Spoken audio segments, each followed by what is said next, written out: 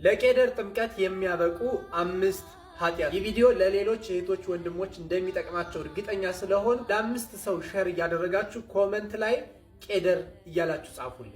የቄደር ጥምቀት ልክ እንደ ንስሐ ጥምቀት ከብዙ ነገር የምንድንበትና ብዙ ነገር የምናገኝበት እንደሆነ ሁላችንም እናውቃለን። ነገር ግን እነዚህን 5 ነገሮች ብቻ ስንሰራ የቄደር ጥምቀት ያስፈልገናል።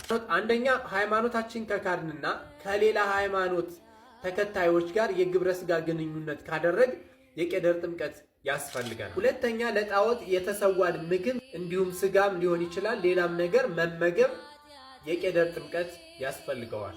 ሶስተኛ ከስጋ ዘመድ ጋር ሩካቤ ስጋ የፈጸመ ግብረ አውናን ያደረገ እንዲሁም ግብረ ሰዶምን የፈጸመ ሰው ቢኖር የቄደር ጥምቀት መጠመቅ አለበት። አራተኛ አርብና ረቡዕን 7ቱን የአዋጅ አጽዋማት የሻረ እንዲሁም በእነዚህ አጽዋማት ወቅት ስጋ፣ እንቁላል ወይም የጥሉላት ምግቦችን የተመገበ ሰው የቄደር ጥምቀት ያስፈልገዋል። አምስተኛና የመጨረሻው ጠንቋይ ቤት የሄደ የሚጠነቁል ጋኔን የሚስብ ሰው የቄደር ጥምቀት ያስፈልጋቸዋል።